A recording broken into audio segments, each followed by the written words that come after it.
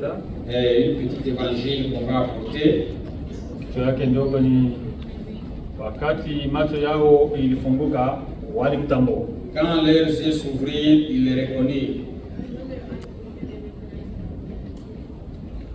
Kitu kikubwa sana hicho. C'est une grande chose. Na kwa wakati macho yao ilifunguka, quand leurs yeux s'ouvrirent, wakamtambua, ils le reconnurent. Kama tunakuja hapa, si nous venons ici, tunakuja na kusudi moja. Nous venons pour un seul but, tupate kumwona Yesu. Pour voir Dieu. Na ili kwamba tumuone, et pour le voir, inabidi mwenyewe ajifunue kwa. Il faut que lui-même se révèle à nous.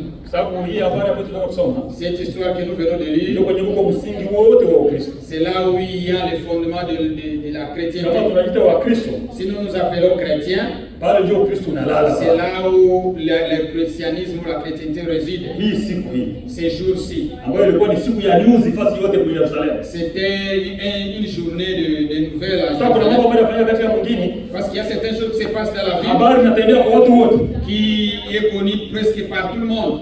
Watu wengi news kakifika, s'il y a une nouvelle qui arrive, roho haitulii et le cœur n'est pas posé. Unataka kila mtu ajue kile news, et tout le monde, tu veux que chaque connaisse cette nouvelle. Lakini katika tabia ya mwanadamu, mais dans la nature humaine, mwanadamu anapenda kupeleka unyuzi wa mbaya mbaya. L'homme a toujours voulu apporter des mauvaises nouvelles. Kama ni kabari kabaya katokezea mtu mwingine, si quelque chose de mauvais est arrivé à quelqu'un, hapana ukachunga tena mwangaisha, il ne veut plus le garder, il est beaucoup. Anapenda mpaka mwingine akwenda kuijua ile habari. Il veut que quelqu'un d'autre puisse connaître cette nouvelle. Sisi tulionywa kwamba haiko ndio unatileto. Nous avons été exhortés que cela ne doit pas être notre nature. Ndio haiwezekani kama ni habari za dada mwingine ulipata habari yake. Ma sœur, il ne faut pas que tu aies attendu une nouvelle d'une sœur. Tena ni ya uchafu. Et encore ce sont des mauvaises nouvelles. Pale wewe mwenyewe kufoni unaanza kuambia watu wengine wote au téléphone tu commences à éparpiller cette nouvelle là. Habari nzuri yake haujaongea hata moja. Tu n'as jamais parlé ces bonnes choses. Lakini kwa sababu ni mambo mabaya, parce que ce sont des mauvaises choses. Au tuli unasikia unadhalika. Tu es plus posé, tu es tourmenté. Mpaka mdada kama mwenyewe George anayejua habari. Peut-être une sœur qui est à Georgie. Mwingine mwenyewe usijui Kentucky ajue zile habari. Peut-être quelqu'un d'autre qui est à Kentucky. Kuna chakula watu wengine kubure. Tu es en train de souiller les autres. Sisi tunataka kwamba miguu yetu iko tayari kupeleka habari njema. La Bible nous dit que nos pieds doivent être prêts à porter la bonne nouvelle. Viatu venye tutavaa kwa sababu les souliers que nous avons. Paul atuonyesha namna gani tunaweza kufaa kama vile maskara. Et Paul nous montre comment nous devons nous vêtir. Tutafunga kweli katika viuno vyetu. Nous allons avoir des ceintures aux reins comme la vérité. Ndio ceinture tutafunga. C'est ça la ceinture. Asema viatu tutavaa ni utayari kupeleka habari njema. Les chaussures, c'est être prêt pour l'évangile. Hapana kupeleka habari moja za kuchafua watu wengine, baya kwa mtu mwingine hapana. Ne portez pas des nouvelles pour souiller les autres à l'égard de quelqu'un. Nani mtu anaweza kamata mama yake kwa mwanaume kisha ndio atangaza ile habari. Qui peut attraper sa maman en train de commettre adultère et annoncer ça aux autres? Sitabakia siri yako na utakufa nayo wewe mwenyewe. Tu resteras avec ses secrets, tu vas mourir avec ça. Mnajua kile kitu? Savez-vous cela? Lakini ni wale kama wewe habari ya mtu mwingine. Mais malheur si habari za ndugu au hakana les histoires la vie de la sœur ou d'un frère, wewe ndio wale kwa kila. C'est toi qui commences à éparpiller. Watu wengine wamchukie ule. Tu es en train de faire que tout le monde haïsse cette sœur ou ce frère. Hata influence ilikuwa ndio watu wengine ipate kuondoka. Vous voulez que même l'influence que la personne avait à l'égard des autres personnes, cette influence là meurt. Na ile matatizo mwenyewe utabeba ile shida. Et toi-même tu vas porter cette et cela nous prouve que toi-même tu n'as jamais cru. Kama tunaexcommunier mtu hapa kisha unaanza kucheka alikuwa anajidai kama yeye ni si on a excommunié quelqu'un, toi tu commences à rire, il s'est glorifié. Et toi-même tu ris, tu n'as jamais été chrétien. Quand on excomunie quelqu'un, nous regrettons. C'est comme quelqu'un qui a de la cancer. Et on te dit que le cancer a atteint les quand on te prend à l'hôpital,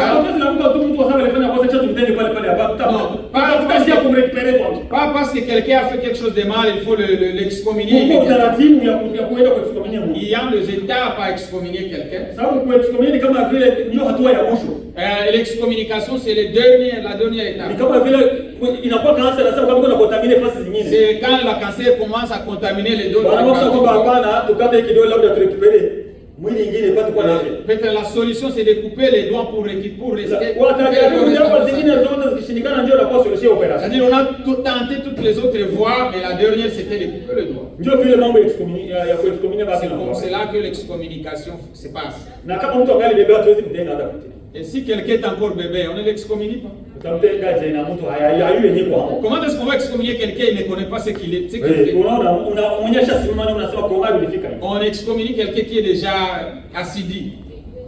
Sijui naanza enda kule tuko nasoma letu hapa. On a notre enseignement ici. Aseme macho yao wakati ilifunguka wakamtambua. Quand leurs yeux s'ouvrirent, il les reconnurent. Ilikuwa ni wakati wa habari ambayo ilizunguka kwamba amefufuka.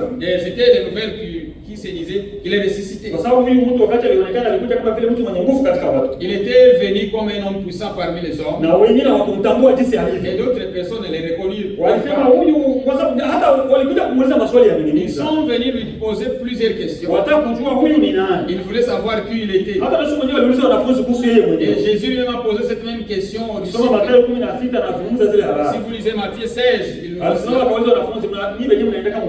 Il a demandé aux disciples, vous qui partez là au village, qu'est-ce que les gens disent de moi? Qui suis-je?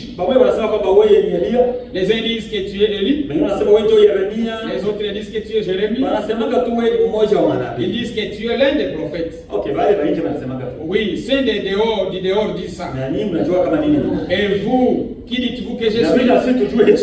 Il faut que nous aussi nous savions. Les gens du dehors disaient qu'il est l'un des prophètes. Et vous, avec qui nous séjournons ensemble, vous me connaissez comme qui? Ça, c'est une bonne question. Pétro, quand il s'est retourné, il est Christ, le Fils de Dieu vivant. Christ, le Fils de Dieu vivant. Et la Bible dit pour concernant et frère Branham qui nous dit en concernant le Fils de Dieu.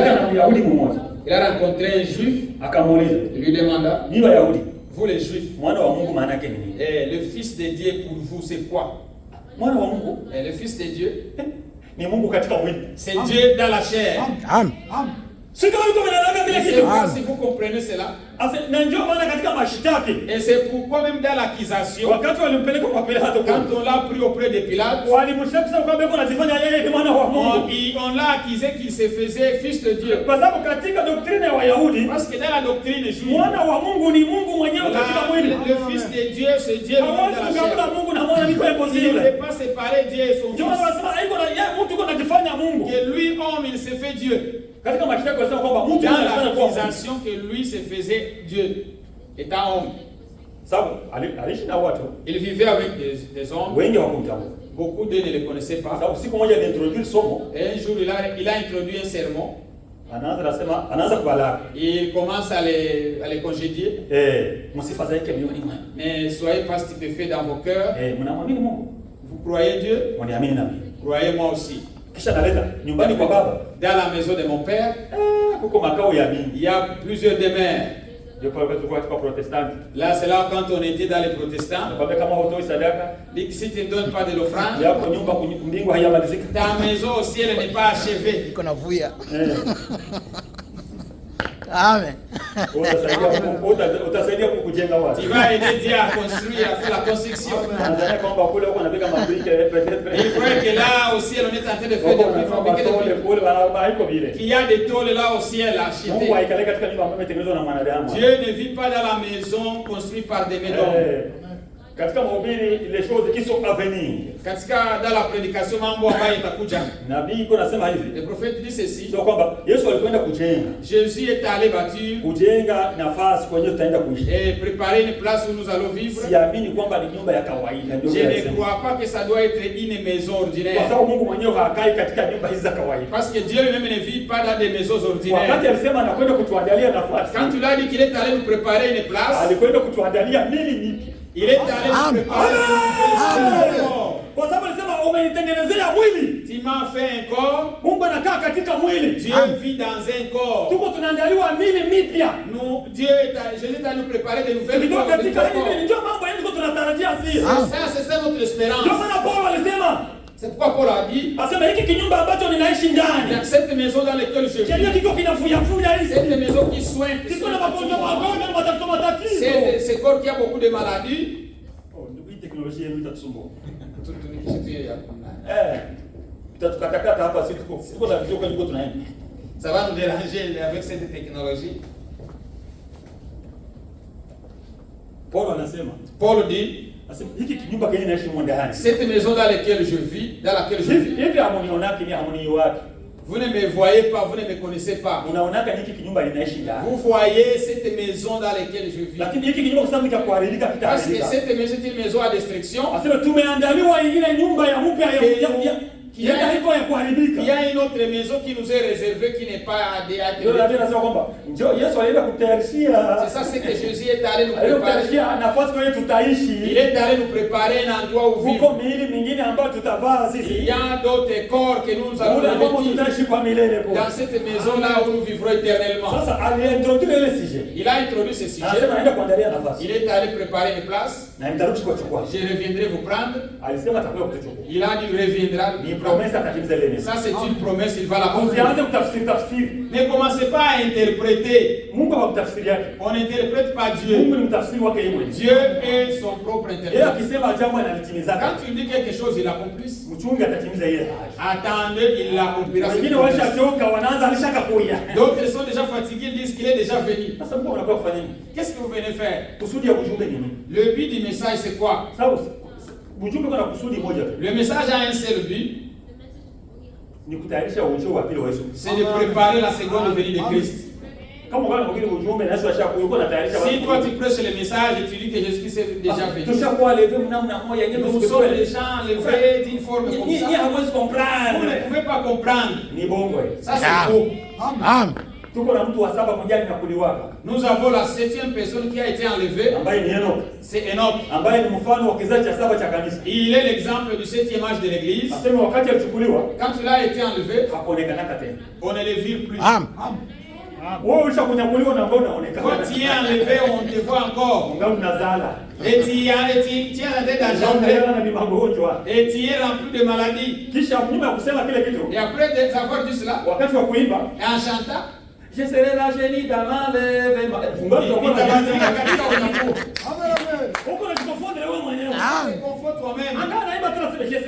Il chante toujours comme itabadilika katika unyakuo.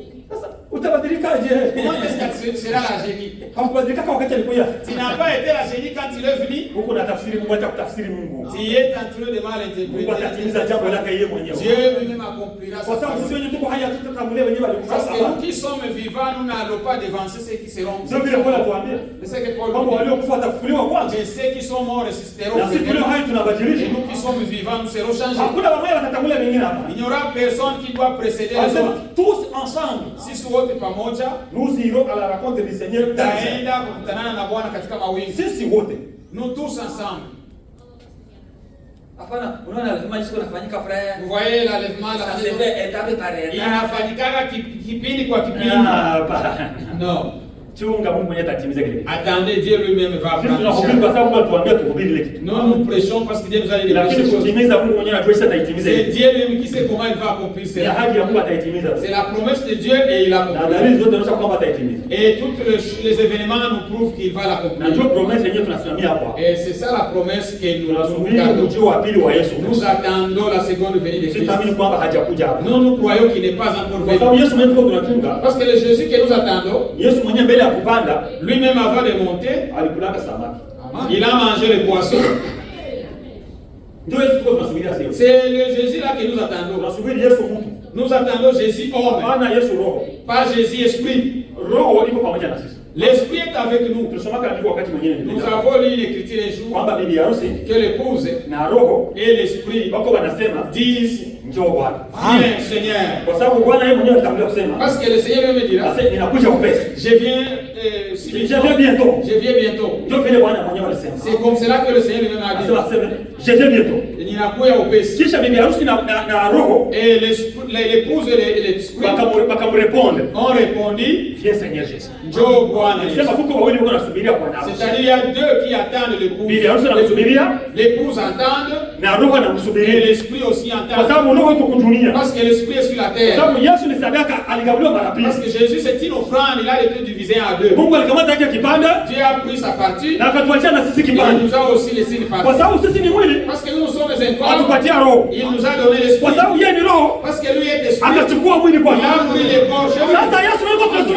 Alors le Jésus que nous attendons, c'est Jésus homme qui descendra. Ça c'est une bonne chose.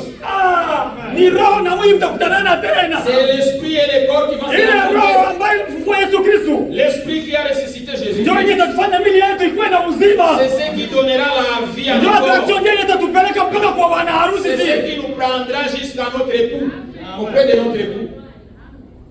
Tusubiri Yesu ni mtu mwenyewe atakuja. Nous attendons Jésus homme, Jésus physique qui va venir. Sasa unaanza kueleza mwingine Yesu si yuaje. Et vous commencez à nous expliquer notre Jésus, je ne sais pas quel Jésus. Tulikuwa sio kumtambua. Nous sommes là pour le reconnaître. Akaanza kuwauliza. Il est dit, je m'en vais au Père. Unasikia bwana, huyu mtu kuna baba yake. Il est dit, c'est Messie à son Père. Nitakuja tena kwa kamera. Je viendrai encore vous prendre. Ili kwamba kwenye niko na nyinyi mkwe pale. Pour que là où je suis, vous y soyez aussi. Na kwenye niko naenda. Et là où je vais, Simashaka yote. vous connaissez déjà les chemins. Quand ile swali lifika pale, Quand il est arrivé là à poser cette question, inabidi Thomas mwenyewe anasema acha niulize kwanza kabla. Thomas a dit non, laissez-moi le demander. Kwani unaenda kwanza mimi sikujua mzuri. Là où tu vas, moi je ne connais pas très bien. Sasa nitajua je. Comment est-ce que je connaîtrais les chemins? Kwa hiyo mimi njoo njia. Tu sais pas que moi, c'est moi le chemin, Mimi na mimi njoo uzi. et moi je suis même la vie, Na mimi njoo kweli. et je suis aussi la vérité. Hawezi wewe kwa baba bila. Tu ne peux pas aller au Père si tu ne passes pas par moi. Na baba yangu unajua mshaka mimi. Et je connais que vous connaissez aussi mon Père. Na mshaka muone. Et vous l'avez déjà vu. Amen. C'est là qu'il les a vus. Amen. Ah, ni vitu vizuri. Amen. Ce sont de bonnes choses. Jean chapitre 14. Et Yohana 14, Verset 7 pale. verset 7. Aseme mnajua kama baba yangu. Vous connaissez mon Père. Kwa ile kwa haraka. 14, 7. Nasema Si vous me connaissiez, vous connaîtriez aussi mon Père. mungalinijua kwanza mimi. Si vous me connaissiez, Si vous me connaissez. Kama mungalinijua mungalinijua. na baba yangu Mungalinijua. lakini sasa nawaambia clairement. Et dès maintenant, Et dès maintenant, vous le connaissez et vous l'avez vu. Amen. kama mungalinijua mie, Si vous me connaissiez moi, mungalinijua na baba vous yangu. connaîtriez aussi mon Père. Lakini tangu sasa Mais dès maintenant, munamjua vous baba le connaissez na mlishaka muone. et vous l'avez vu. Inalamusha maswali. Cela a suscité des questions. Philippe anasimama anasema, Philippe s'est levé, il a dit, peut-être wengine wanamjua mimi si moyo wake. peut-être que les autres les connaissent, mais moi je ne les connais pas. Montre-nous le Père, cela nous suffit. Tuoneshe Baba na ile natosha. Montre-nous le Père. Tuoneshe Baba. Yaani mtoto yuko na haki ya kujua baba yake wa kweli. Parce qu'enfant a besoin de connaître son papa. Wa kweli. Le vrai père, son père. Hapana wafeke. Pas le fake Wa papa. kweli kweli. Le vrai père. Wanafunzi wanasema montre-nous le Père. Bana, les disciples ont dit tuoneshe Baba. Bwana mtoto wasi mnanyang'anya. Ne commencez pas à tromper l'enfant. Hata kushtaki na kuleta utakufunga. Il va t'accuser même au gouvernement auprès de le tribunal. Il va Sheria inamruhusu kwamba kushtaki. la loi l'ordonne qu'il t'accuse. Kwa sababu kila mtu ana haki ya kujua baba yake Parce wa que kweli. chaque personne a le droit de connaître son vrai père. Philippe Son père alisema biologique. montre-nous le Père. Tuoneshe Baba.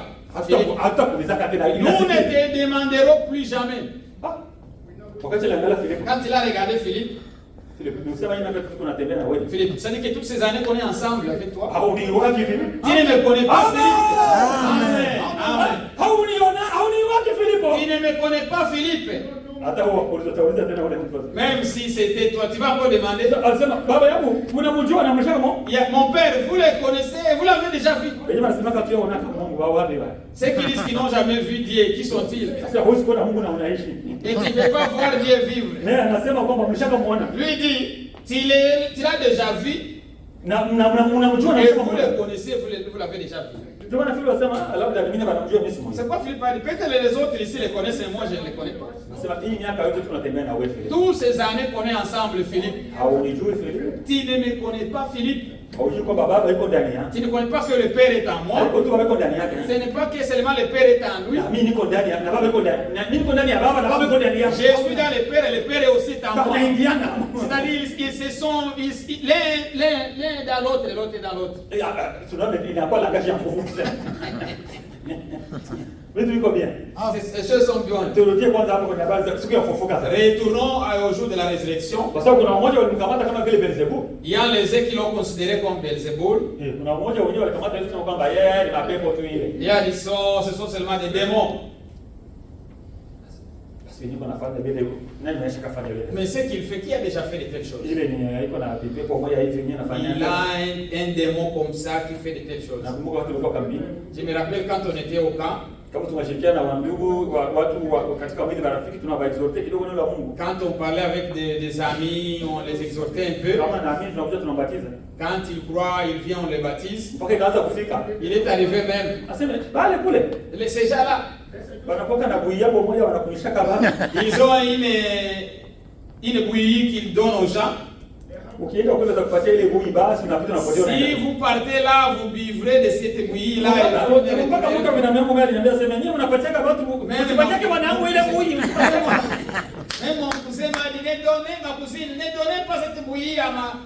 Akikuja nitampatia nayo ataikuja. S'il vient chez nous, on va lui donner cette bouillie, il va le boire. Hakuna bui nyingine c'est la parole de Dieu. La seule bouillie qu'on donne, c'est la parole de Mungu ya wapi Dieu. ya Mungu itafika hapa sikia neno la Mungu akataka kulipokea. Qui va arriver ici écouter la parole de Dieu et ne pas la Na recevoir? kama ni semence ya Mungu ya Et kweli. si elle est une semence Kwa sababu de hili Dieu, ni mvula mwenyewe unanyesha. parce que ce sont des pluies qui tombent. Sasa ukinyesha kuzimu kule kuko mbegu. Alors, dans la terre, il y a des semences. Ile mbegu iko na kiu ya kulamuka itoke Alors, cette onekane. semence-là a soif. Sasa mvua ikinyesha tu kidogo na jua likiwaka. Quand il y a un peu de pluie et Ni lazima mbegu ipate kuchomoka. il faut que la semence sorte. Ndio maana sisi tunatangazaka neno la Mungu tu. C'est pourquoi nous nous annonçons seulement la Mungu parole de mwenyewe Dieu. ndio anakuzaka mbegu zake Dieu yeye mwenyewe. lui-même qui fait pousser ses semences. Sisi kazi yetu ni kumwagilia maji. Seulement c'est arroser. Lakini mwenye kukomanisha mbegu zake ni Mungu yeye mwenyewe. Kwa sababu ni mbegu za Mungu. Parce que ce sont des semences Na de ndio Dieu. tunataka hapa kwamba zinakomalaka katika siri. Et le frère nous a dit que cela pousse en secret. Sababu mbegu ikianza inaanza inachomoka kama ni kalijani kadogo. Parce que quand la semence commence à pousser, elle pousse avec une feuille. Kwa sababu hata na mimea inaabudu Mungu. Même Le plante. les plantes adorent Dieu. Mimi nipandaka maharagwe. Moi, j'ai planté le haricot. Wakati inachomoka inakuja inajikunja hivi. Quand ils viennent inclinant comme ça. Wakati jua inawaka mvule inyesha. Quand le soleil brille et il quitte dessus dans les Inakuja na inaanza kwa naabudu Mungu. ils viennent en inclinant adorer Dieu. Mpaka kesho fulani mikono nasema haleluya. En disant alléluia. Mimi natire kwa shukuru Mungu. Dire adore Dieu. Wanadamu remercie tu Dieu. ndio anashindwa kumwabudu Mungu. C'est seulement l'homme. Viumbe vyote vinaabudu Mungu. Toute la création adore Dieu. Hata ndege zingali kwa utaratibu. Même les oiseaux sont encore en ordre.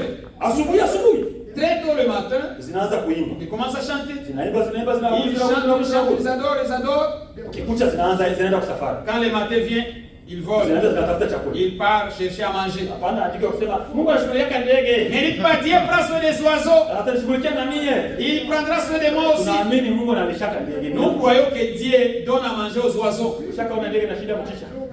As-tu déjà vu un oiseau rester dans son nid? Sitakufia Mungu. Il va mourir là, dans ce nid-là. Mungu anashaka ndege lakini zinajideplace zinaenda zinatafuta. Dieu donne à manger aux oiseaux, mais les oiseaux volent pour chercher. Bwana kwa mvivu aseme Mungu atanifanyia muujiza atanipatia tu chakula. Dieu me fera un miracle et me donnera à manger. Non, Mungu atumikaki na wavivu. Dieu ne travaille pas Ni avec des andiko paresseux. nasema vile. C'est une écriture. Mungu qui dit- atumikaki na wavivu hapa. Dieu ne travaille pas avec des Mungu paresseux. anapendela ndege tunaamini neno la Mungu.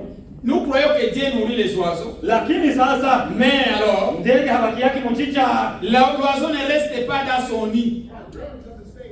Anamaliza kuabudu kisha anaenda kutafuta. Après avoir adoré, l'oiseau part chercher. Akimaliza tena kutafuta kule, Quand il a fini à chercher, anakuja kushukuru tena Mungu usiku. il revient encore la nuit pour adorer. Utasikia tena ndege tena zinaanza kuimba Quand zinaimba le soir, vous zinaimba. entendrez les oiseaux chanter. Hata na upepo nao Même le vent inaabudu. adore Dieu. Inajua wakati wa kuabudu. Et il connaît quand le vent Kama est kama kanafika kwa upepo kanaanza Quand vous voyez le soir arriver, il y a un vent qui wakati souffle. ule kale kwa upepo kanapiga Pendant que ce vent na souffle, ndege nazo ziko zinaimba. les oiseaux aussi chantent. Napatia Mungu utukufu. Ils rendent gloire à Na Dieu. kila yote kuna sifu Mungu. Toute la nature glorifie Dieu. Oh, ni kitu kizuri sana. Ça, c'est une bonne chose.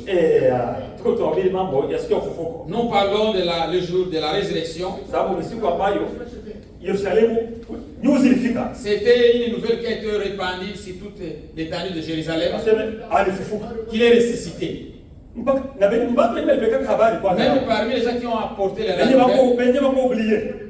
benye wanasahaulika, benye hatukumbuki, Ni maskari. ce sont les militaires, les soldats. bali wenyewe walikuwa pale mugari. Les gardiens qui étaient à la garde. Kwa sababu wakati watoka usingizi yao Quand ils se sont réveillés dans le sommeil, wanaangalia kaburi liko wazi. ils ont regardé les tombeaux et tout. Wanakimbia mpaka kwa wakubwa. Ils sont allés vers le sacrificateur. Kama mwanajeshi mambo yaharibika vile, naomba upande report.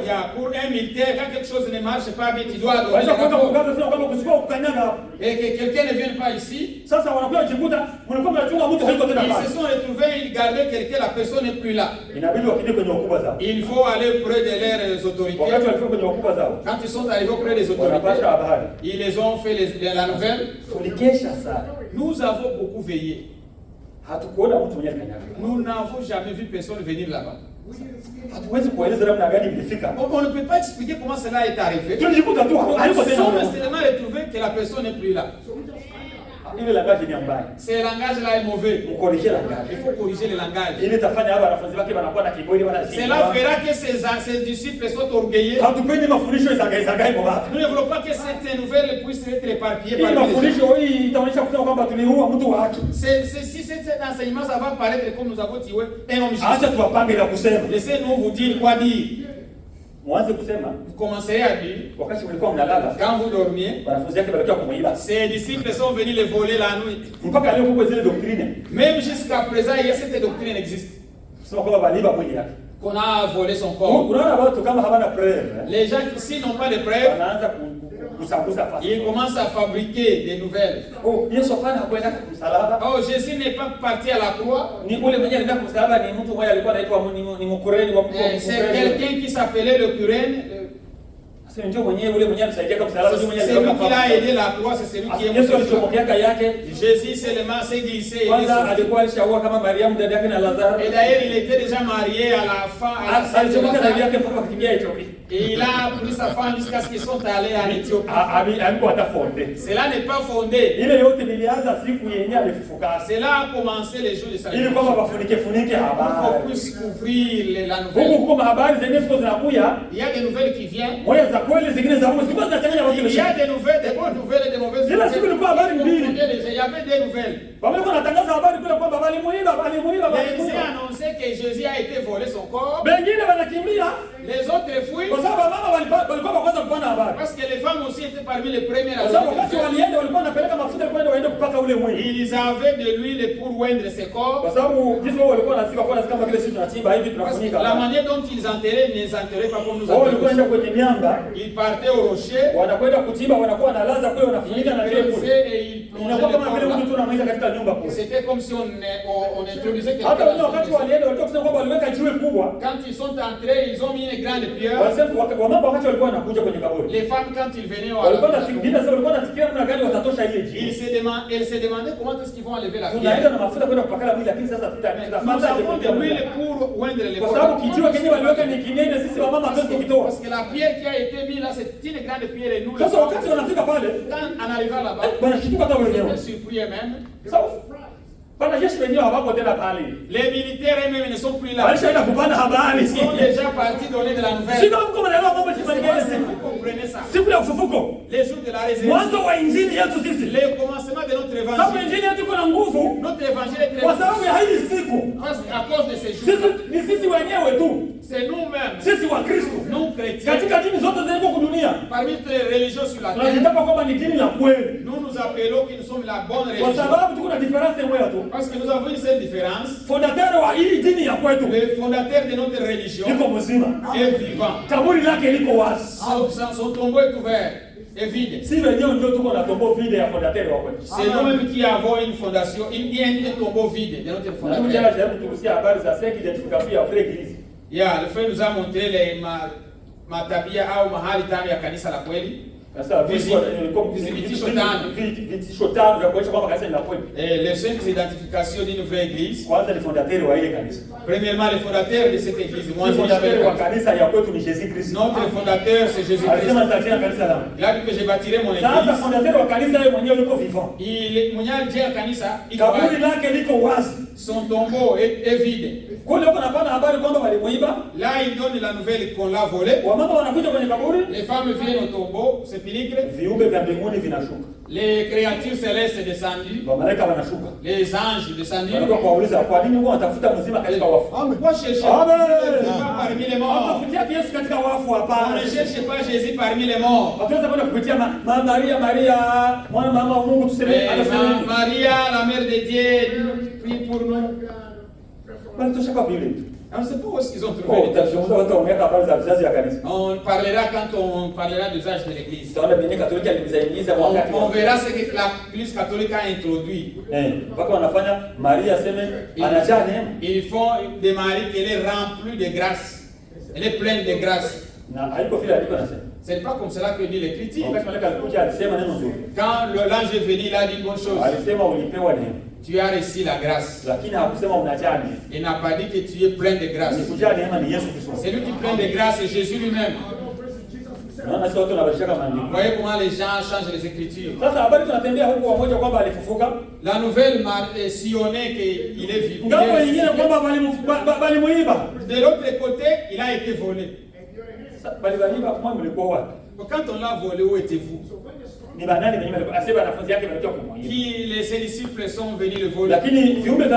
Mais la créature céleste, ils sont venus apporter la nouvelle. Vous êtes venus chercher. Ne le cherchez plus parmi les morts. Il est vivant. Allez dire à ses disciples qu'il est ressuscité. Et ils vont le rencontrer. Alors cette nouvelle s'éparpille. Mais où est-ce que nous venons de tombeaux? Nous avons trouvé la pierre déjà roulée. Nous avons regardé là, il n'y a personne. Il y a seulement c'est qu'on le couvrait là. Les vêtements là qu'on le couvrait. C'est là ce qu'on appelait les vêtements. Pour nous, nous faisons des bois, nous faisons une cercueil. Et il roulait seulement dans des vêtements. Et c'est ça ce qu'on appelait le cercueil. On a seulement rencontré, ce sont seulement ces vêtements. Et on nous a déjà dit qu'il est ressuscité. La nouvelle s'est répandue dans toute la contrée. Distance ya kutembea kama saa 2 na miguu kutoka Yerusalemu mpaka kwao. Il y avait des frères qui venaient de Jérusalem vers leur village et environ 2 heures. Et cette village s'appelait Emmaüs. Quand ils ont entendu que leur nouvelle s'est arrivée à Emmaüs, il faudrait qu'ils viennent de Jérusalem. Qu'ils viennent s'informer très clairement. Les caractéristiques de ces gens. Cela montre qu'ils étaient aussi des disciples. Même les causeries qu'ils causaient par eux. Ils aimaient Jésus beaucoup. Et ce jour-là, ils étaient vraiment tristes. Vous parlez avec vos visages tristes. À ce moment-là, ils sont déjà arrivés à Jérusalem. Vous marchez 2 heures pour prendre des informations. Quand ils ont sondé, et ce qu'ils ont entendu, c'était vrai. Alors ils revenaient de Jérusalem, rentraient chez eux. Quand vous parlez à propos de Jésus, Jésus aussi apparaît. Les problèmes aussi sur la terre, nous parlons de beaucoup de choses, mais nous ne parlons pas de ce qui concerne Jésus. Si vous parlez de ce qui concerne Jésus, c'est obligatoire qu'il soit parmi nous. Quand vous parlez seulement de lui, il est lui-même présent pour les écouter. Le problème, c'est que les gens n'ont pas l'état de parler de Jésus. Ils peuvent parler d'autres histoires de les travail, ce qui concerne les affaires, mais parler de ce qui concerne Jésus, c'est là devient difficile. C'est pourquoi nous sommes étonnés des croyants d'aujourd'hui. Les gens connaissent tous les joueurs de Real Madrid. Anajua wenyewe wanacheza Barcelona wote. Il connaît les noms de tous ceux qui jouent dans le Barcelona. Wanani wenyewe walifunga moyo kama ikipindi anajua mzuri. Il connaît tous les joueurs qui ont marqué des buts dans ces équipes-là. Lakini muulize swali moja tu. Demande-lui une question. Wapi andiko yenyewe nasema? Quelle écriture qui dit? Kwa maana jinsi Mungu alipenda ulimwengu. Ainsi, voici quand Jésus a aimé le monde. Na akatoa mwana wake wa pekee. Et il a livré son fils unique. Ili kwamba kila mmoja asipotea wewe na uzima. Que celui qui le croit ne périsse point, mais qu'il ait la vie. Ile andiko ndio tunaweza ipata wapi? Frère, où peut-on trouver cette écriture? Cette écriture, kama ni Samson ya kwa. Si c'est dans Samson, Samson n'existe pas. Anaanza kuleta na livre ya Samson. Il commence à apporter les livres de Samson. Tous les livres yetu ya mingi umazeeko. On a connu beaucoup de choses dans les dénominations. Kuna mama anajamuka siku moja sema Mungu ashamtuma nenda na wewe. Une maman qui s'est levée, elle a dit que Dieu envoyé pour prêcher. Sasa anaachapatia ujumbe wa kuwapatia watu. Il m'a déjà donné le message de donner aux gens. Baka mkatia mibali unaona kule wanafanya mibali. On l'a donné la chair à cette femme. Dans aux dénominations, il y a des choses. Mama sasa neno yenyewe atasomea ni kwa. Et la femme, la parole qu'elle va lire, tunasoma katika kitabu cha Nuhu. on va lire dans les livres de Noé. Noé. Tunasema livre de Noé haikuwaki. Les livres qui à nous n'existent pas. Tunasema na Mungu akukutuma hapa. C'est que Dieu ne t'a pas envoyé. Mungu mara hiyo hatumi Noé anaanza kutuma bibi ya Noé. Dieu n'a pas envoyé Noé. C'est facile d'envoyer la femme de Noé. C'est facile d'envoyer la femme de Je Noé. ne permets pas la femme d'enseigner. Je ne permets pas la femme d'enseigner. Siruhusu mwanamke kuhubiri. Ni je prendre de l'autorité sur l'homme. Au kuwa na mamlaka juu ya mwanaume. Na kama uko na kuuliza ndio uza mume wake kwa nyumba. Si tu as quelque chose à demander, haiko mimi ndio Paulo aliambia watu wa Korintho. C'est ça ce que Paul a dit aux Corinthiens. Asema haiko vizuri mwanamke anaanza kuongea mkanisa. Ce n'est pas bon que la femme commence à demander. Hata na sheria yenyewe inakataza. Même la loi elle-même interdit ça. Paulo ndio anatuambia. Ça c'est Paul qui nous dit ça. Asema kama kuna swali. Si elle a une question. Aende uliza mume wake kwa nyumba. Qu'elle demande son mari à la maison. Kama kifreni wake akima andiko. Si les frères ne connaissent pas les Écritures. Si les frères aussi ne connaissent pas les Écritures, c'est ça là où il y a un problème. Et toi frère, si tu ne connais pas les Écritures, venez auprès de frère Michael. Qu'il te dise quoi dire à la sœur. C'est la parole de Dieu. Il vient avec des pagnes, après des fermeurs. Dieu m'a envoyé, j'ai vu. C'est qu'il lit, qui s'est sécurisé contre les serviteurs. Les gars sont dehors. Où est-ce que tu as trouvé ça? Et alors, de ces messages, tu parles avec ça dans toutes les églises. Ils sont des amis. Et pendant que l'épouse est préparée ici, vous êtes des bien-aimés d'écouter de telles choses. D'autres sont dans des aventures. Ils les amènent l'évangile selon leur goût. Il y en a qui un évangile vient de la Tanzanie. Il vient seulement dire les gens. Les femmes, beaucoup de choses. Qu'est-ce que cela va vous aider avec la faute de la quelque chose de la morale. Seulement pour manipuler les esprits des gens. Nous ne venons pas jouer avec vos âmes. Vos âmes sont très chères. Zaidi ya dunia elfu kumi. Ton âme a une valeur de plus de 10 000 mondes. Seulement une seule âme qui est sauvée. Et il y a une fête au ciel.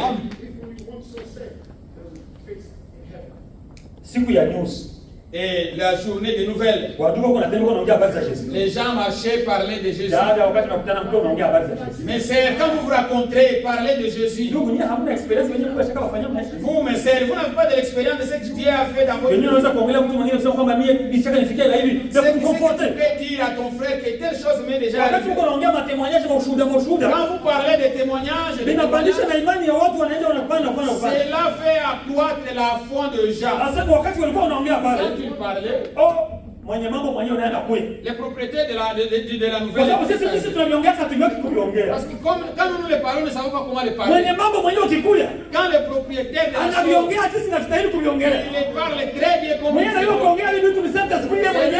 parler ces choses, c'est le Saint-Esprit.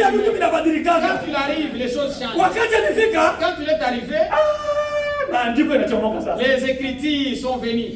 anaanza na kuwauliza maswali. Il commença à les poser les questions. Bwana mnakasirika Mungu anakuja kuja maswali mnakasirika. Pourquoi êtes-vous triste? Mungu anaongea habari gani? De quoi parlez-vous? Wakati wale mwangalia. Quand ils l'ont regardé, Na walikuwa wanamjua. et ils les connaissaient. Walikuwa wameshashiriki mikutano yake alikuwa anafanya. Ils ont déjà participé dans ces campagnes. Lakini asema macho yao kafungwa Mais kwa les sababu. yeux étaient voilés de ne pas les voir. Anasema wewe Il dit, toi, huko mgeni mwenye mwingine. tu es un visiteur ici. Kwa sababu ilikuwa ishakuwa magharibi ile Parce sasa. que c'était déjà le soir. Sababu wao mchana walienda kwa Yerusalemu kutafuta Parce que mahabari. le soir, la journée, ils étaient allés à Jérusalem chercher des Wakati wanaanza kurudi sasa kama magharibi. de retour vers chez eux, Njia ya kurudia kitu vizuri sana. dans le chemin de retour. Wanakutana na yeye anawauliza Mungu anaongea habari gani? Il les retrouvait. De quoi parlez-vous? Iko sawa wewe uko mgeni mwenye mwingine. Paraît-il que toi, tu es nouveau ici dans Au cette yuni ville. ni mzee nitembea tembea. Tu ne connais pas la nouvelle qui est éparpillée? Ni muziki gani? C'est quelle nouvelle? Habari za mtu mmoja Yesu. Les nouvelles d'un homme appelé Jésus. Ule mtu tulikuwa tunampenda Ces sana. messieurs-là, nous l'aimons beaucoup. Tulikuwa tunaamini kwamba ule ndio ataokoa taifa letu. Nous croyons que c'est lui qui allait Walikuwa wanaamini wale watu. Ils croyaient ce Hawa ni waamini wako naongea habari. C'était des croyants qui disaient, qui parlaient. Wanafunzi walikuwa wanaamini Yesu Kristo. C'était des disciples qui croyaient Jésus Asema Christ. lakini wa magistrat Mais wale watawala yetu pamoja na wakubwa wa makanisa et avec le sacrificateur des églises, balipatana kuua huyo mtu. ils se sont ligués pour tuer cette personne. Lakini yenyewe ilitushangaza sasa leo. Mais la chose qui nous a étonnés Leo ni siku ya tatu tangu alikufa ule mtu. aujourd'hui, c'est le troisième jour depuis qu'il est mort. Huko baba wanaenda kukabili washa tuletea habari kwamba hayuko. Il y a des femmes qui sont allées au sépulcre et nous ont donné des nouvelles qu'il n'est plus là. Kwamba mamlaka waliwatokezea. Et les anges se sont apparus. Bali kwa nini wanatafuta mtu mzima katika wafu? Mais pourquoi cherchez-vous le vivant parmi les morts? Asema ndio habari yetu tunaongea hapa inatushangaza. C'est ça les nouvelles que nous donnons aujourd'hui. Yesu akapata nafasi ya kwanza kuwahubiri sasa. Ah, Jésus trouva l'occasion de commencer à les prêcher. Anaanzia kuanzia manabii wote. Il a commencé de toutes les prophètes. Kuanzia Musa kule. Il a commencé de Moïse. Sasa tukianza habari za Musa, Si nous parlons de l'histoire de Moïse, tunaanza katika kitabu cha Mwanzo kule. nous commençons de la Genèse. Walianza tangu kitabu cha Mwanzo. On a commencé de la Genèse. Maandiko yote anaanza kuweka na pekua. Il a commencé à faire. Anaanza kuonyesha habari za Kristo sasa. Il a commencé à leur montrer l'histoire de Jésus. Na wewe unasema sasa hapa alikuwa anahubiri nini? Il dit qu'est-ce qu'il les prêchait? Kwa sababu aseme kuanzia Musa Et à partir de Moïse na manabii wote. et tous les prophètes, Tukianza kusoma kuhusu Musa mwenyewe. si nous parlons de Moïse Aseme na maandiko yote habari zenyewe zinamhusu yeye. et des choses qui lui concernaient lui. Kwa sababu habari zenyewe zinamhusu Yesu Ce mwenyewe. qui concernait Jésus lui-même, Habari zenyewe zinamhusu zinaanzia katika Mwanzo. ce qui lui concerne commence dans Kwa Genèse. sababu nabii wa kwanza kuonekana kwa Yesu ni katika kitabu cha Mwanzo. C'est le premier prophète qui parle de La première prophétie la première prophétie qui parle de l'apparition de Jésus, ni katika Mwanzo. c'est dans Genèse, Sura 3 verset 15. et chapitre 3, verset 15. Wakati Mungu alikuwa na kasirani. Quand Dieu était en colère, Wakati Mungu alikuwa anakutana na Adamu alisharisha vitu vyote. quand Dieu est venu là rencontrer qu'Adam a tout bouleversé, Adamu mwenyewe ashaanza kukimbia Mungu. Adam lui-même fuyait Dieu. Ukiona dada kama ni dimansha hakui. Quand vous voyez une sœur le dimanche, elle ne vient pas. Asema Mungu alikuwa mchafu nilikuwa kufula. Ah, mes habits étaient sales, j'ai passé le temps en train de laver les vêtements. Umuonya aoshe kwanza nafsi yake. Dit, il faut l'exhorter qu'elle lave premièrement son âme. Ameacha kwa suye. C'est-à-dire que son âme est déjà souillée. Ile ni kama motifu iko nyuma ya vitu vingine vyenye anaficha. C'est seulement le motif qui est derrière quelque chose qu'elle cache. Kwa sababu kuko kitu kikubwa kenye mtu anafanya wakati alishafanya kosa. Il y a une grande chose que quelqu'un fait quand tu as déjà fait une erreur. Anaanza kukwepa Mungu. Et il commence à fuir Dieu. Unajua vile kitu? Savez-vous cela? Ukiona mtu hatamatiki anaanza Vous voyez que quelqu'un kukwepa est plus Mungu. stable, Anaanza kumuogopa.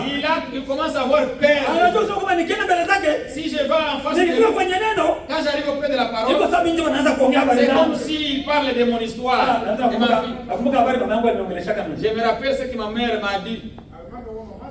sema wakati injili ilianza kule kwao kule kwa village. Quand l'évangile a commencé là chez eux au village, Kwa mtu alisema balozi mtumu leo balozi mko bamingi mwe elle kanisa. a dit, il y a beaucoup de sorciers dans cette église, répentez-vous. Sasa kumbe alikuwa tukatoa macho kwa mtu mmoja. Et elle regardait les yeux sur une personne. Dada kama tunakuangalia kwa nje tuko tunaambia hapana. Naweza Parce que quand on te regarde, c'est pas toi qu'on parle. Aseme ule baba kabla asimama. C'est pas toi c'est levé. Kadimia tu ndio mlozi. Et est-ce que c'est moi seul qui est sorcier?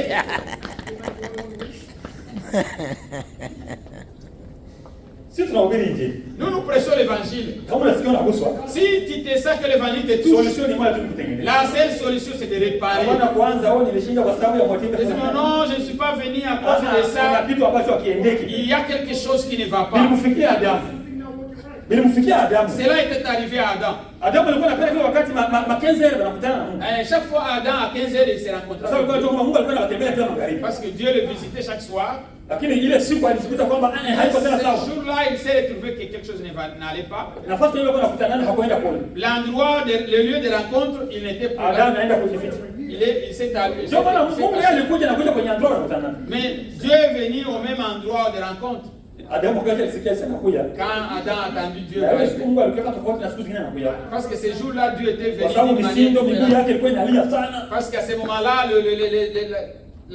ses pieds il frappait fort. Il frappait fort. Adamu wakati alisikia huyu mtu mwenyewe anakuja vile. Dès que cet homme qui vient comme ça. Hapa mimi ndio ngoro kaisha huko. C'est pour moi ici c'est fini. Hata niende nijifiche.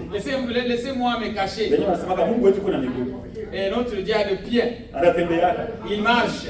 Hawezi kupatia macho yeye akose macho. Il ne peut pas te donner des yeux si lui n'a pas Dieu. Il n'a pas des yeux. Adamu anaenda kujificha. Et Adam s'est caché. Wakati anaenda kujificha. Et quand il se cacha, swali ndogo tu anamwalimu. Une petite question qu'on lui a posée. Adamu uko wapi? Adam, où es-tu? Banamuuliza Adamu uko wapi? On lui a posé Adam, où es-tu? Sasa nimesikia sauti yako? J'ai écouté ta voix. Anauliza tu kwenye huko huko. On t'a demandé où est-ce que tu es, où es-tu? Ndio ile swali yako sasa Mungu hakuwa anajua Adamu kwenye kwa. Cela ne veut pas dire que Dieu ne savait pas où se trouvait Adam. Ile ni swali Mungu anauliza kama mwenye kupotea ajitambue. C'est la question que Dieu pose aux perdus qu'ils se reconnaissent. Est-ce que unajua kwenye na huko? Est-ce que tu connais où tu es? Kwenye unasimama kwa leo unajua Où uko est-ce wapi? que où tu te tiens Dada aujourd'hui? uko wapi? Ma sœur, où es-tu aujourd'hui? Angalia kwenye wako kwanza uko wapi? Regarde toi-même où es-tu? Ndio vile Mungu anauliza kama tu C'est yako. comme cela que Dieu Ndio demande. vile anauliza Adamu uko wapi? Adam, où es-tu? Adamu bado kuexplica? Kwenye yuko? Au lieu de s'expliquer où il est, Anaanza unaona? et tu vois, Wewe nilisikia sauti yako. j'ai écouté ta voix, Nilianza kukimbia kwa sababu niko uchi. j'ai fui parce que je suis nu. Ushatoshelea enseignement wapi? Où est-ce que tu as trouvé cet enseignement? Ya nidite. Et de la nudité, il y a quoi uchi? Nasema huyu mwanamke mwenyewe unileteaka. Cette femme que tu m'as donnée, Anaanza na kuakize Mungu. il commence à accuser Dieu. Wewe ndio uniletea kwa huyu mwanamke. C'est toi qui m'as donné cette femme. Wewe ndio mimi mwenyewe uliona nilifanya hivi vitu. Quand j'étais célèbre, est-ce que tu m'as vu faire de telles choses? Huyu mwanamke unipatiaka. Cette femme ici que tu m'as Alishaenda donnée, kuniletea na mimi nishakula. elle m'a amené ce qu'elle m'a amené, j'ai aussi mangé. Mungu alisikia vile akakuwa convaincu. Dieu, quand il a entendu ça, il a été convaincu. Ndio kweli mimi ndio nikuletea. Bien sûr, c'est moi qui te l'a donné. Kisha wewe Mungu anataka kuchague sasa. Mais Dieu veut que toi tu choisisses. Na bien prêcher les choix de l'épouse. Et le prophète a prêché kuchagua kwa bibi harusi. Na bien Mungu anapatia kila mtu uhuru achague yeye mwenyewe. Dieu donne à chacun le libre arbitre. Mwenyewe aliletea alilaumu Mungu. C'est lui à qui Dieu a donné une femme, l'a accusé. Alimwambia sema, "Wewe mwenyewe uniletea." La femme là que tu m'as donnée. Mungu akageuza uso. Dieu a changé la position. Akaenda bako ni mwanamke. Il s'est tourné vers la femme. Sasa mwanamke mimi fanya njoo nini? La femme, qu'as-tu fait? Nyoka alinidanganya. Elle a dit que le serpent m'a séduit. Le serpent m'a séduit. Punition zinaanza. Les punitions commencent. Ndio maana kuko revelation ya mzao wa nyoka pale. C'est là où il y a la révélation de la sémence de serpent. Punition zote zenyewe zinatuonyesha kile kilifanyika. Et les punitions même nous montrent Mungu anajua kuadhibu sawa sawa na kosa. Dieu connaît punir en fonction de l'erreur ou de la faute. Wewe nyoka. Toi serpent. Kwa sababu tumbo yako. Kwa sababu ce ventre. Ulilanisha kwa mke mwingine. Tu l'as fait, ton ventre s'est couché sur le ventre de quelqu'un d'autre. Ya mke mwingine. Et la femme d'autrui. Hii tumbo yako. Ce ventre-ci. Utaitembelea maisha yako yote. Et tu vas marcher sur ton ventre toute ta vie. C'est une punition. N'est-ce pas une punition? Kama nyoka alikuwa anatembea na tumbo, wamwambie tena atakuwa anatembea na tumbo. Kuko si le serpent marchait avec le ventre, on l'a puni, dit tu marcheras par ton ventre. Hivi natembea na miguu. Comme je marche wanaambia maisha yako yote utatembea na miguu. On me dit chaque fois tu commenceras à marcher avec les pieds. Maisha yako yote. Toute ta vie. Utatembea na miguu. Tu marcheras avec les pieds. C'est ça, c'est une punition. Il est ni azam. Ndio vile natembea. C'est comme cela que je marche. Nyoka hivi alimwambia kwa tumbo, tangu sasa kwa tumbo utatembea. On va dire au serpent désormais tu marcheras. Inaonyesha kwamba nyoka kuna namna nyingine alikuwa anatembea. Cela nous montre que le serpent avait une autre manière. Nyoka tunapila habari za nyoka wa zamani. Quand nous parlons de de serpent. Hatuhubiri ule kutembea na tumbo hapana. Nous ne prêchons pas les serpents Hata qui kama rampent tunazungumza habari za mbegu yake, Nous parlons de sa semence. alidepose mbegu yake akiwa katika ile position yake ya Il kwanza. a déposé sa semence dans son état original. Ndio maana alizaa watu wenye kufanana na viumbe vifanana na wanadamu. Parce qu'il a mis au monde quelque chose qui ressemblait aux humains. Ndio maana tunasema kama ni baba wa Kaini. C'est pourquoi nous disons qu'il est le père de Caïn. Sisi tukisoma maandiko, Quand nous lisons les Écritures, tukisoma Mwanzo sura ya 5, quand nous lisons Jean de Genèse 5, tunasema hiki ndio kitabu cha mzao wa Adamu. nous voyons la généalogie de la descendance d'Adam. Mtoto anakuwa kama kitabu cha mzao wa baba yake. Chaque enfant est dans le livre de son père. Tukisoma kitabu chote mzao wote wa Quand Adamu, nous lisons le chapitre en entier d'Adam, Kaini hakuwa mle ndani. Caïn n'est pas sur la liste. Kwa sababu hakukuwa wa Adamu. Parce qu'il n'était pas d'Adam. Kwa mara ya mwisho wanataja Kaini katika Biblia. La dernière fois qu'on a cité Adam dans la Bible, Caïn dans la Bible, Unataka muone hiyo andiko? voulez-vous voir cette écriture? Wakati walimtaja mara ya mwisho, Quand on l'a cité la dernière fois, wakaonyesha na baba yake ni nani. on a aussi montré qui est son père. Vitu viko bien, hein? Les choses sont bien. Premier Jean chapitre 3 inasema jambo. Yohane wa kwanza sura ya 3. First John chapter 3. Ya, ni barua ya Yohana. Haiko injili, ni barua. L'épître de Jean, 1er Jean chapitre 3. Ya, verset moja inasema jambo. Verset, Lakini kwa kumbuka mtu atasoma 12. disons 12.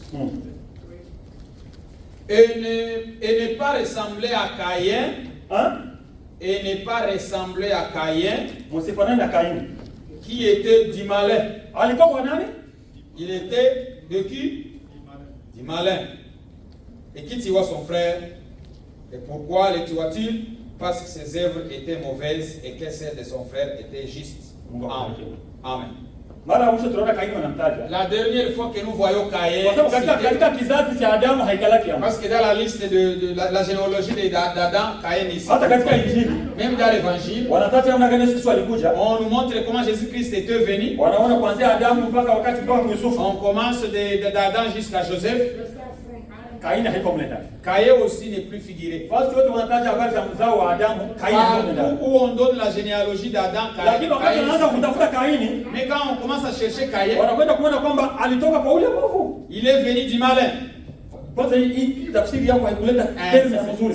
Cette tradition ici. Kuna terms nzuri nasema il est ici de Satan, il est ici. Yanatokana na Ndio kwa shetani. nini alitoka. Alitoka kwa ule mwovu.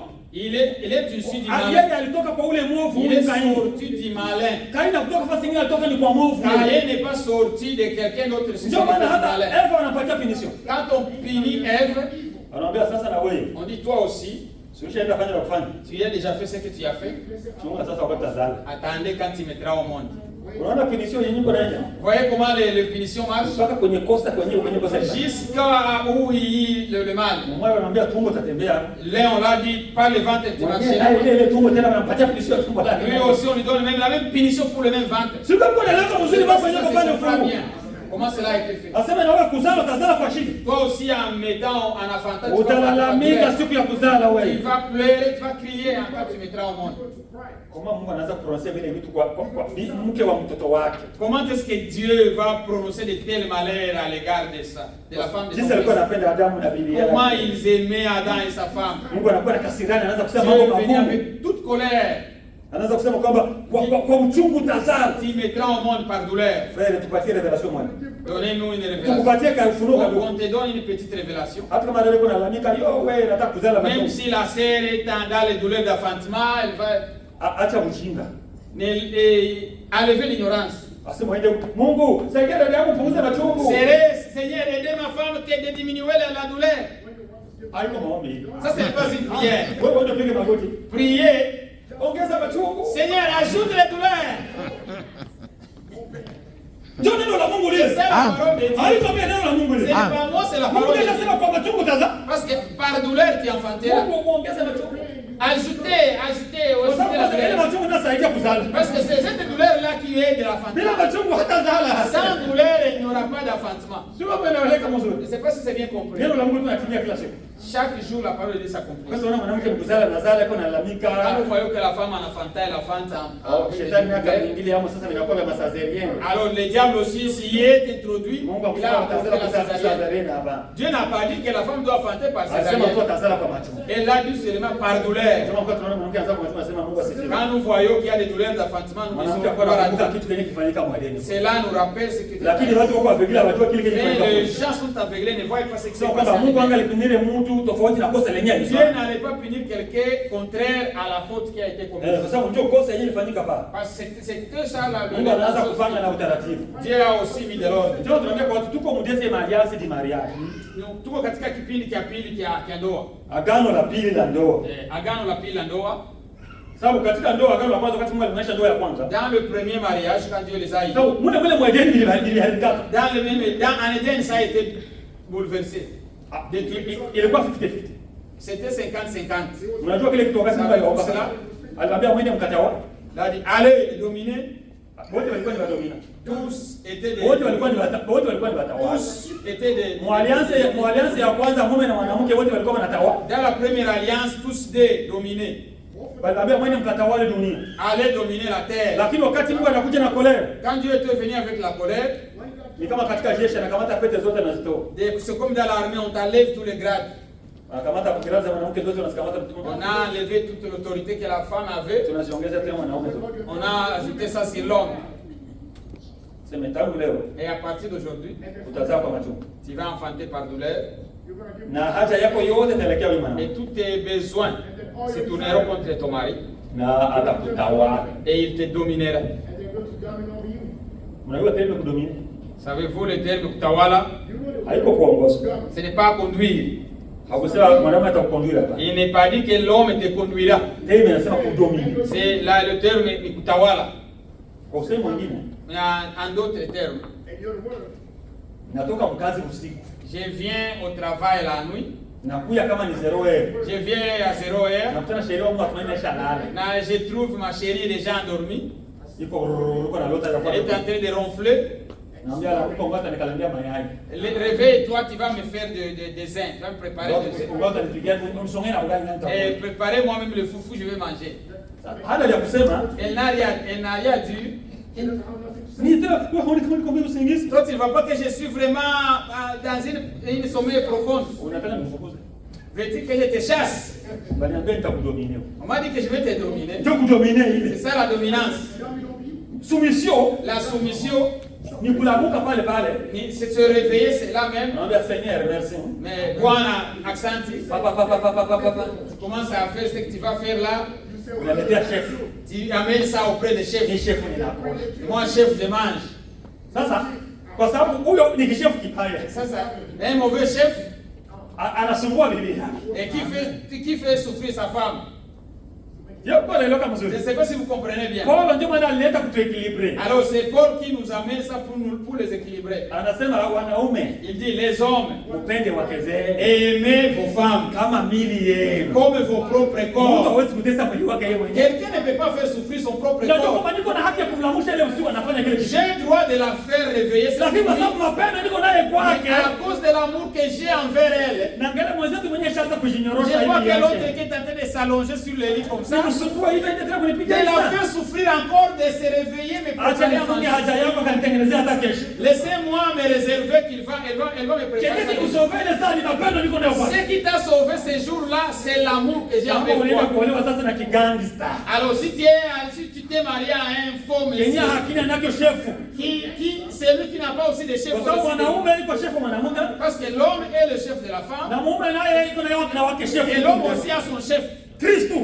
Na parole. Amen. Ndio tunakuja kwenye neno hapa. Pourquoi nous venons à la parole? Kwa sababu ndugu hapana huwezi kutesa wale wetu hapa. Nous disons frère, vous ne pouvez pas faire souffrir nos sœurs. Il faut kuwa naangalia dada Il faut voir la sœur. wakati wa kumwambia vya kufanya, unajua hali yake na mwenyewe Le na afya yake. moment de lui dire quoi faire et aussi son état. Il faut aikale iko reina anaanza kuenjoy na. Il faut qu'elle se sente qu'elle est la reine. Qu'elle est reine. Anaanza kutamani hata kama ufufuko watu wangalioana tena nyumba ya ufufuko. Qu'elle commence à désirer. S'il y aurait du mariage dans la résurrection, qu'on se remarie encore. Lakini dans la tunasema résurrection. sisi c'est un refaire.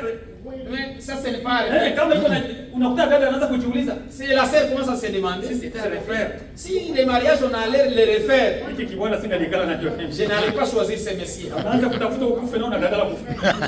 Il cherche que tu meurs. Et tu refuses aussi de mourir. Et na wewe wakufi.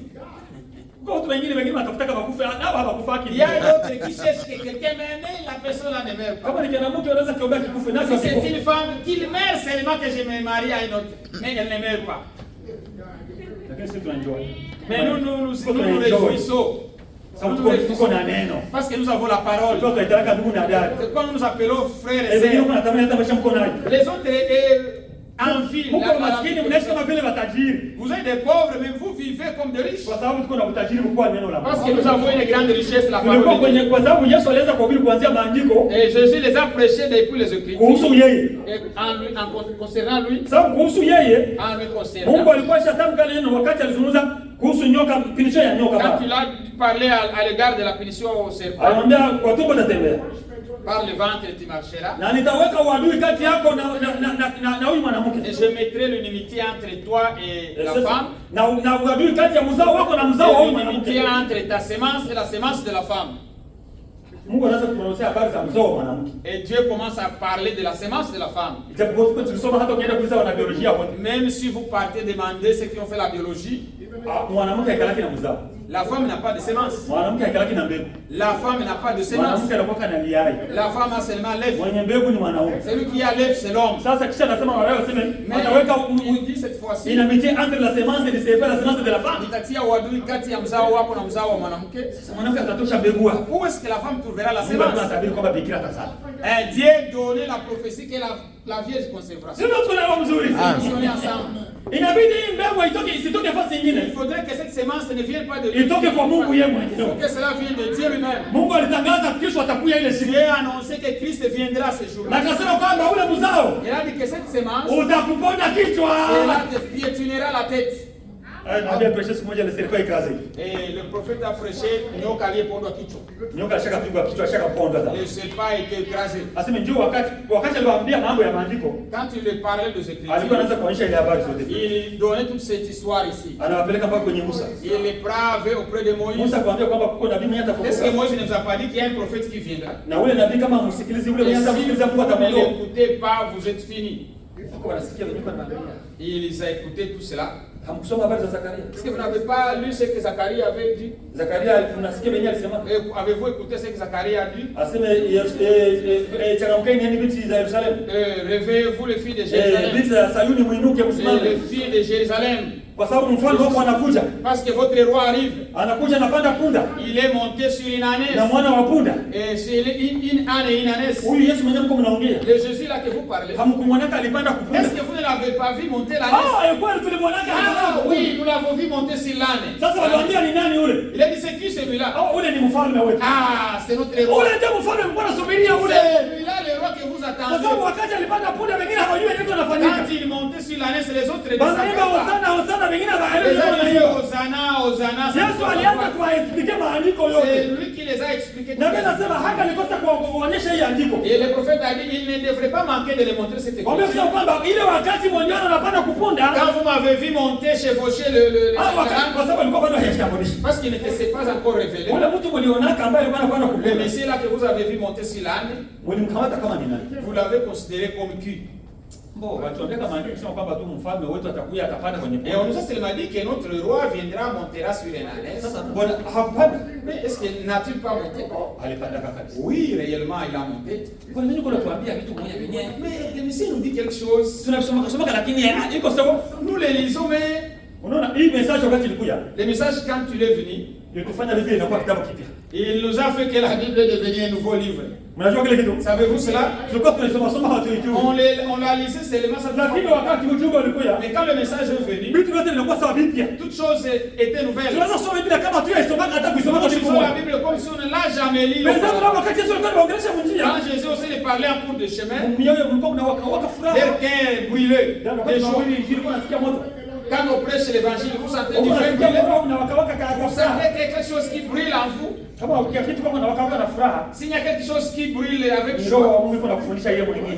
c'est le Saint-Esprit qui vous enseigne quelque chose. Kama unakuja unasikia wewe mwenyewe kama usitoke ile fasi. Quand la parole de Dieu vient, c'est ça comme il ne faut pas quitter. Asema ndugu leo wakati walikuwa wanaexplique maandiko. Quand le frère aussi on les expliquait les Écritures, Asema mroho walikuwa nasikia ule mtu asiende. il sentait que ces messieurs ne partent Kwa sababu pas. anaanza kuonyesha mfalme wao alikuja Lorsque hapo. votre roi était venu, vous ne l'avez pas Kwanza récupéré. huyu mtu wakati alikufa, Ces messieurs, quand il est mort, balimzika kwao. où est-ce qu'on l'a enterré? Si balimzika pamoja na watajiri. On l'a enterré avec de riches. Si Daudi alikuwa ashasema kile kitu. David avait déjà dit Kwamba atazuka pamoja na qu'il watajiri. serait enterré avec de riches. Nguo zake hawakusipigia kura. Est-ce que ces vêtements, on ne l'a pas tiré au sort? Ndio maana sisi tuamini watu wenyewe nasema Yesu alikuwa na vazi moja ni bongo. C'est nous ne croyons pas aux gens qui disent que Jésus avait ne fût qu'un seul vêtement. Hapana, Yesu alikuwa na mavazi mengi. Jésus avait beaucoup de vêtements. Labda kama ni kanzu tunaweza kubali bali. Peut-être pour la robe, on peut croire. Sababu ile ndio balipigaka kura hii. Et on a fait le tirage au sort de ces vêtements. Lakini kuhusu mavazi mengine, Mais pour d'autres vêtements, Yesu alikuwa anajitandia, alikuwa anavaa sana na hii. Jésus portait beaucoup de vêtements. Sababu alipanda kumuti buti bwa nyama Il hii. est allé au bois il était nu. Kale mnapofotoa na kufunika vitu vingine Quand hapana vous voyez, kupanda kabila hapana. il est voilé, il est couvert. Walimpandisha uti. Il était monté à la croix nu. Mango yote walimvula. On l'a déshabillé tous ses vêtements. Najiuliza kwa nini anakuwa anavaa mango. Je me demandais ces messieurs portaient combien de vêtements. Kwa sababu anasema kwamba askari wenyewe walikuwa pale. Les soldats qui étaient là, Walifanyika mafungo maine. ils ont fait 4 groupes. Ils ont fait 4. Ndio vile Ils les ont partagés en 4 katika parties. chapitre 19 anatuonyesha kile kitu. Yohana 19 inatuambia. Aseme baligabula mango yake mafungo On a maine. partagé ses vêtements en 4. Sasa alikuwa na nyingine vazi yake. Il avait un autre vêtement Yenyewe haikushona lakini fumewa kama alifumaka kwa sababu ya mauzo. et on l'a seulement tissé avec des fils. Ilikuwa sasa bakashina nini akaibeba. On a se demandé comment est-ce qu'on va prendre ces vêtements. Bana weka kwa fungu ya huyu anasema hapana iko ya kwangu. On l'a mis sur le temps de quelqu'un ici. Sasa mambo yake baligabulaka. On l'a partagé. Akasema huyu bwana tembea mambo yake yote. On dit que ce monsieur marchait avec tous ses vêtements. Avec tous ses vêtements. Kwa sababu wakati walikufula yote. Parce que quand on l'a déshabillé, Baki nafanya mafungo maine. on l'a partagé en 4. Sio kama uko naelewa Et kile. cette fois-ci c'est compris. Sasa wanafika kwa ile vazi. En arrivant sur cette robe là, Huyu anaweka kufungo yake anakogota hapana. celui le met sur sa partie. Huyu anasema itakuwa ya kwangu. Non, l'autre ça Anasema hapana, solution ni kufanya tirage au sort. tu pigier pour. Ilikuwa ni kutimiza andiko. C'était pour accomplir l'écriture. Katika Zaburi kwa inasema kwamba Dans Psaume, Daudi alikuwa anaimba imba tu. David chantait seulement. Hapakuwa anajua kwamba Daudi alikuwa anaimba tu katika roho wa Mungu. Il ne savait pas que David chantait en esprit de Dieu. Wakati Daudi alikuwa anaimba, Quand David chantait, ni Kristo ndani ya Daudi alikuwa anaimba. c'était Christ en David qui Mungu alikuwa chantait. anatabiri mambo yatafanyika. C'est Dieu qui prophétisait les choses qui vont arriver. Aseme baligaba nguo zangu. On a tiré au sort mes vêtements. Baligabula kwanza nguo zangu. On a partagé mes vêtements. Oh, na kanzu yangu walipigia kura. Et ma robe a été tirée au sort. Daudi aliimba vile.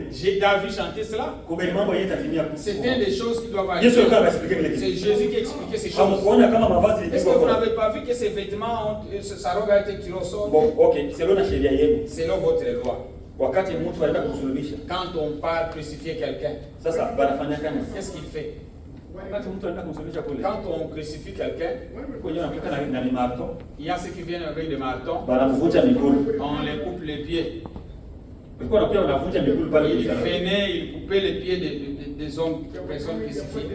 Sasa huyu naye walimvunja miguu. Est-ce que lui aussi, ses pieds ont été brisés?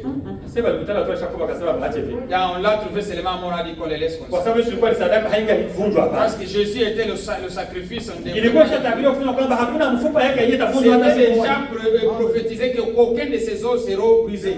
Ile mambo yote mliona haikueleza kitu. Vous avez vu toutes ces choses, cela ne vous a rien dit? Oh, ndugu tutapasiante dakika kama 5 tu kidogo. Patientez-nous au moins quelques. Tunaona mambo yenyewe yachukua hata dakika 30 lakini tumalize kama dakika 5. Bon, prenons au moins 5 minutes pour terminer. Sasa wakati kuna maongelesha vile. Quand tu leur disais cela, Anaanza kuexplique maandiko mengi ambayo alianza kuexplique. il a expliqué beaucoup d'écritures. Bakasikia moromo na wao. Ils sentaient que le feu brûlait dans leur cœur. Wako wanatembea na mtu. Ils marchaient avec quelqu'un. Sasa safari nayo sinafika kumwisho. Et ils sont arrivés à la fin du voyage. Wanafika mkijiji chao. Ils sont arrivés à leur village. Hivi tu alikuwa kwa kuacha mikombio hivi. Comment laisser ces choses un peu très rapides? Ce que ce monsieur parle, c'est vraiment touchant. Il ne savait pas d'où il vient et où il va. Il ne lui a pas demandé où va-t-il. Seulement à cause de la joie de la nouvelle. Ne pensez pas que ces messages qu'on annonce aujourd'hui, ce n'est pas pour quelqu'un d'autre, c'est pour toi. Il faut dire que ce message est venu pour toi. Si Dieu a permis que les portes soient ouvertes, il a voulu que moi je reçoive le message. Il ne partait pas nulle part autre. Jésus. Il semble comme s'il va partir. Qu'ils voient comme s'ils vont l'inviter. Aujourd'hui, ne les laisse pas partir. C'est une nouvelle que tu parles. Et qu'ils partent seulement comme ça. Monsieur, d'ailleurs, la nuit tombe. Nous te conseillons. Venez passer nous chez nous. Qu'on puisse continuer cette causerie. Le matin, tu vas continuer avec ton voyage. Vous invitez quelqu'un, vous ne savez pas où il va. Il va nulle part autre, il vient chez toi. Ce message est venu pour te guérir toi. Comme Jésus est allé auprès des anciens, il a dit aux disciples, nous partons à Jéricho. Et tout Jéricho était informé que Jésus viendra à Jéricho. Mais il ne savait pas qu'est-ce qu'il ira faire. Il avait une personne là qui avait soif de le voir. Et le prophète dit que cette nuit Zachée n'était pas dormi. Il a été tourmenté parce que sa femme était déjà croyante. Parfois il discutait avec sa femme. Alors il a été, moi aussi je vais le voir. Parce que Jésus voit partout. Jésus qui voit même les poissons dans la mer. Qu'est-ce que tu vas les cacher? Et la nuit pour lui c'est de la lumière. Même les poissons dans la mer qui avaient une pièce d'argent dans son ventre. Zachée se cachait, croyait que tu vas te cacher Dieu. Jésus partait à Jéricho, mais il ne savait pas où il était. Il ne savait pas, il va chez. Même les disciples savaient qu'il passe seulement à Jéricho pour annoncer la mort. Mais à cause de Zachée, d'autres personnes ont. Et comme la pauvre, l'aveugle Bartimée aussi. Il a aussi trouvé de l'occasion. Il y en a d'autres malades qui étaient là, puis là aussi. Mais la destination, il partait chez Zachée. Les autres gens ne savaient pas que Zachée était au-dessus. Zachée, descends aujourd'hui. Il faut que le salut entre dans ta maison. C'est lui qui connaît même mon nom. Est-ce que ma femme lui a dit? Ma femme ne connaît pas que je suis caché sur cet arbre. C'est lui qui me connaît ainsi. Laissez-moi descendre. Quand Zachée a projeté ses regards sur lui, il a déjà vu les péchés. Lui-même s'est reconnu qu'il était pécheur. Et face à face avec Jésus, mon frère, tu ne peux pas le regarder deux fois, tu vas te dire. C'est comme cela que si vous l'avez déjà rencontré, nous qui l'avons déjà rencontré, ce n'est pas un assemblement de témoignages. Il a mangé chez Abraham. Si je vous dis qu'il a mangé chez moi, vous savez. Il a mangé aussi chez moi. Les choses sont bonnes. On a des témoignages dans ces messages. Et quand tu le lis, quand tu l'as vu Pierre, moi je suis pécheur, ne reste pas chez moi. Quand Zachée l'a vu, il a lu ses fautes. Que je suis un escroc, j'escroque les gens. Seigneur, attendez-moi, je vais aller payer les. On ne lui a pas dit d'aller. Mais lui, face à face. yote. service. Wakati neno linakuja, Quand la parole vient, inakuonyesha makosa yako yote. te présente toutes tes erreurs. Ni kwa kufanya haraka tu jiokoe. C'est pour toi seulement de C'est à faire toi. à toi de te sauver. Zakayo alifanya haraka. Zaché s'est hâté. Sasa tunaenda kwa Zakayo, tungali kwa wale bandugu. Nous sommes allés chez Zaché, on est sur ses frères. Wale bandugu wanamkaribisha. Ses frères là l'ont approché. Wanasema ewa rusha kwa usiku. Monsieur, c'est déjà là nous. Hawamuulizi kwa naenda wapi. Je ne lui ai pas demandé où il va. Lakini wanasema tu utaenda safari yako Tu continueras avec ton voyage ukikuja kesho. demain matin. Lakini ukile kwanza ukule chakula cha Venez d'abord manger quelque chose chez wengine nous. ukaribisha na malaika. En approchant, ils ont approché des anges. Hawajui kama ndio ilikuwa ni plan ya kuye kwao. Ils ne savaient pas que c'était le plan qu'ils partent. Safari ilikuwa ni sheni kwao. Les voyages étaient seulement chez eux. Mmoja wao kasema kwa tuingie kwao. Qu'on passe chez Na moi. sio ziangu acha tengeneza Je chakula. crois que ma femme a déjà préparé quelque chose à manger. Anakuwa kumeza pale. On est à table. Juste tusio kwa naongea. Comme nous t'avons entendu parler, Uko sawa unaweza kuwa kama vile kuhani wewe. tu peux être comme un sacrificateur. Wewe unaweza kuombea chakula. Prier pour remercier pour la nourriture. Mgeni wanampatia nafasi aanze kupeana chakula. On donne le visiter l'occasion de remercier pour la Unaona nourriture. ufunuo yenyewe kwa pale. Vous voyez la révélation qui est là? Unaona? Mambo yenyewe basikia mnjia. C'est les gens qui ont entendu. Alifanya watu sio kama huyu mtu. Ils les ont fait croire que c'est Hawezi ça. kujali vitu kama hana Mungu ndani Il ne yake. peut pas parler ces choses s'il n'a pas Dieu en lui. Tuombee chakula. Priez pour la nourriture. Wakati anakamata chakula anaanza kukivunja. Quand tu l'as brisé, Yesu anafunuliwa wakati neno liko linavunjwa. ah, Jésus s'est réveillé quand la parole est brisée. Wakati hili neno kwa tunalitangaza hivi. Quand on annonce cette parole Yesu ici, Kristo tunaweka wazi mbele yenu. nous exposons Jésus devant vous. Tuko ndani kama Est-ce mzuri. que cela est bien compris? Wakati anavunja tu. Quand on a seulement brisé Wapatia hivi. en leur donnant, ils étaient surpris. Tuko naye hii muda yote desert. Nous sommes avec lui pendant des heures. Hatumtambui kwamba ni Et nous yeye. ne l'avons pas reconnu que c'était lui. Ndiye ufre velosie. Wakati mwanafungula macho yake, Ndiye ufre voze. Mungu afungue macho Utafunguze le voir maintenant. ili muweze kuona sasa. Ndiye uwe nini? Mungu awabariki.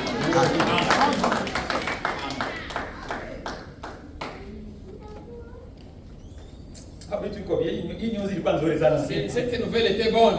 Muda nao ni mdogo. Elle était aussi trop petite. Ndio kumjia unakutana na yeye tu hivi. Seulement en chemin pour le rencontrer, Haujui kama ni yeye. vous ne savez pas que c'est lui. Mimi navunja mkate. Mais vous, en brisant l'épée, Wewe ndio unaanza kuongea wewe wenyewe. et même on commençait à dire, Wakati alishajiendea yake sasa. il était déjà parti. Sababu wakati alianza kuvunja pale Quand akatoa. il a brisé l'épée, il a disparu. Ile wakati alikuwa anatuongelesha maandiko. Quand il nous parlait des Écritures, Ulikuwa unasikiaje mroko wewe? comment est-ce que tu te sentais dans ton cœur? Mungu yangu ulikuwa unasikia kama tunawaka waka. Je me sentais comme il y a des feux qui brillaient, qui brillaient. Dada, wewe unasikia vinawaka? Ma sœur, sentez-vous que quelque chose brille? C'est le Saint-Esprit qui te parle. Viens, il faut la Fassiria. Tuombe. Prions. Kuna mtu ambaye anataka kumuona? Y a-t-il quelqu'un qui veut le voir? Ndio mmekomba. Prions. Merci Seigneur Jésus-Christ. Nous voulons te voir cet après-midi. Ouvre les yeux de chacun de nous afin que nous puissions te voir. Que nos yeux spirituels, notre attendement soient grandement ouverts afin que nous puissions te voir Seigneur. Nous voulons voir tes merveilles, ta bonté, ton salut, ton pardon Seigneur. Permets à chacun de nous qui est présent ici, qui a écouté cette bonne parole qui sauve, que ses yeux soient grandement ouverts afin qu'ils te connaissent toi Seigneur Jésus-Christ et te suivent. Nos frères qui allaient de Maús, quand tu as brisé l'épée devant eux Seigneur, tu brises aussi l'épée de la parole cet après-midi. Brise encore, ouvre encore nos cœurs afin que nos cœurs puissent te reconnaître Seigneur. Alléluia. Et que nous puissions être sauvés. Alléluia. Donne le salut à quiconque le cherche. Oh Dieu, nous avons besoin de toi. Que nos yeux, Seigneur, soient grandement ouverts. S'il y a ceux qui ont des yeux qui sont malades, dis encore de la colline. Oui, encore nos yeux de la colline, de la parole et du Saint-Esprit, afin que nous puissions te reconnaître et te suivre et te servir. Nous nous abandonnons entre tes saintes mains au nom du Seigneur et Sauveur Jésus-Christ. Amen. Amen. Mungu abariki. Que Dieu vous bénisse. Naende na amani ya Yesu. Partez avec la paix du Seigneur Jésus-Christ.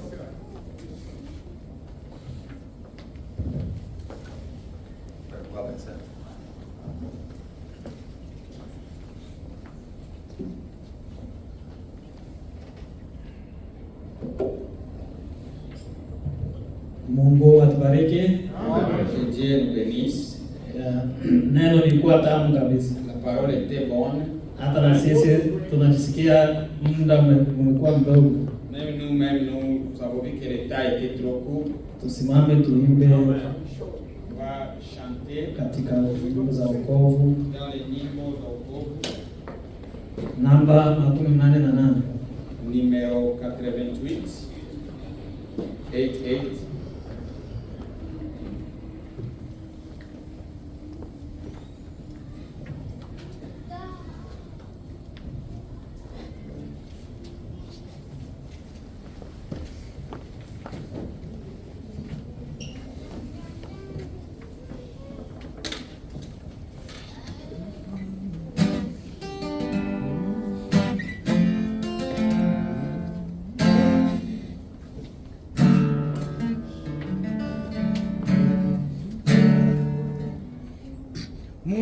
Muponi apitaye yote amefika, awaponyeshe watu moyo. Yesu wake jina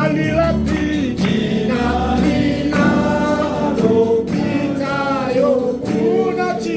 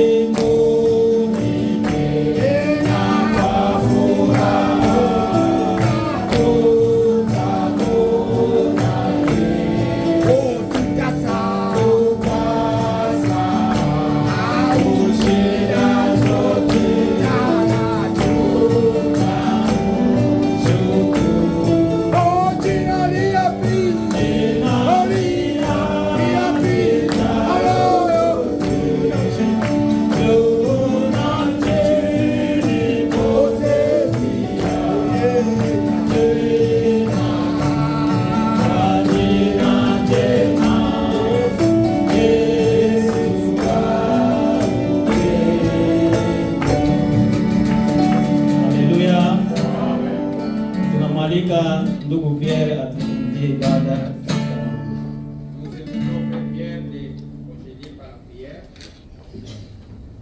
wetu na Bwana wetu Yesu Kristo,